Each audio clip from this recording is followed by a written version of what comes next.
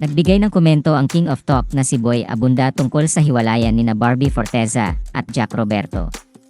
Matatandaan kasing inanunsyo ng aktres sa kanyang Instagram account nitong Huwebes, January 2, 2025, na hiwalay na silang dalawa ng aktor matapos ang 7 taon nilang relasyon. Sa For Today's Talk segment ng programang Fast Talk with Boy Abunda nitong Biyernes, January 3, 2025, inihayag ng King of Talk ang paghanga niya kay Barbie Forteza, na inalala ang pagmamahalan at magandang pinagsamahan nila ni Jack Roberto nang ianunsyo ng aktres ang kanilang breakup. Anya, any goodbye is painful, lalo na in this context of a romantic relationship. 7 years is a long time. Masakit ito. Pero ang nakakabilib po is pinili ni Barbie to come from a place of love. Pinili ni Barbie in that statement na, ang aalalahanin ko ay yung magagandang mga bagay.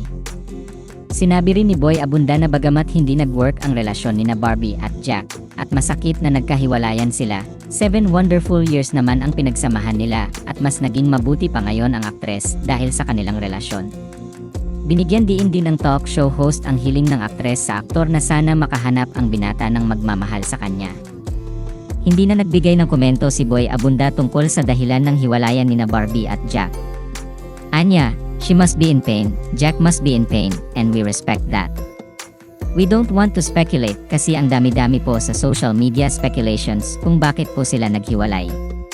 I think we should be praying na sana'y maging maayos kasi 7 years from now, when we look back, we'll be able to connect the dots, kaya pala ganun. Binanggit din ni Boy Abunda ang pahayag ng kapatid ni Barbie, ngunit umiwas siyang magkomento tungkol doon. Ang tinutukoy ng talk show host ay ang post ng kapatid ni Barbie noong January 1, 2025, isang araw bago ang announcement ng aktres tungkol sa hiwalayan nila ni Jack. Makikita sa naturang post ang larawan ng aktres na nakatingalang humalakhak at ang caption ng naturang post ay gusto ko happy ka. Sa huling bahagi ng kanyang komento ay nagbigay ng mensahe si Boy Abunda para kina Barbie at Jack. Anya, Barbie, you take good care of yourself. Maraming salamat for sharing with us your statement. And Jack, mag-ingat kayong dalawa, God bless the both of you. Samantala, naintriga ang netizens sa post ng ina ni Barbie sa Instagram story ilang oras matapos ang announcement ng aktres tungkol sa hiwalayan nila ng aktor. Nai-share kasi ng ina ng aktres ang post ng Instagram user na @moms behaving badly, at kapansin-pansin naman na nilagyan ng malaking X ang end ng salitang didn't, kaya ang mababasa na lang ay did. Naging magkasintahan sina Barbie at Jack noong May 2017